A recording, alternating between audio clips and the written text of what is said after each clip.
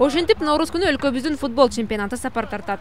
Топ лигада 8 команда ойномокчу. Эми булар мурдагы жылдын командалары эле. Биринчи болуп чемпион Алай, Дордой Бишкек, Алга Бишкек, Абдышатакант, Нефтчи Кочкор-Ата, Алатонарын, анан Манас командасы.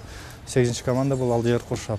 Быйылкы футболдук сезонго көп жылдык чемпион Дордой клубу жаңы машыктыруучу менен аттанууда. Ал эми Бишкектин Алга командасы чемпионатты башкы машыктыруучусуз баштаса да, оюнчулары кажыбастык менен машыгып, жана чоң максаттарды коюшту.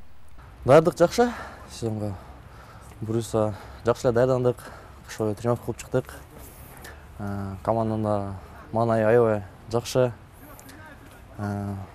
Буюрса быйыл жакшы результат көрсөтөбүз.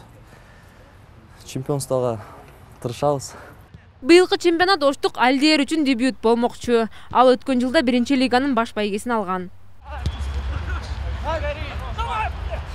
Быйылкы жылы Дордой кайрадан чемпиондукту алат деп кээ бир футбол көрөрмандары божомолдосо, айрымдары Оштун Алайына үмүт артууда. Алай командасы АФКнын кубогунун алкагында тажрыйба топтоп жатканын аргумент тутушса, Дордой Түркияда окуу машыгуу иштерин жүргүзүп келген. Бирок топ лиганын башка командаларда жөн жаткан жок. Мисалы Канттын Абдышата клубу жаңы оюнчулар менен толукталды. Оюнчу зарубежге, башка өлкөгө чыгып келген, кичине психологиясы да күчтүү болот, опыты да болуп калат. Ойногондо раскрепощенно ойнойт да, үйдөнчү.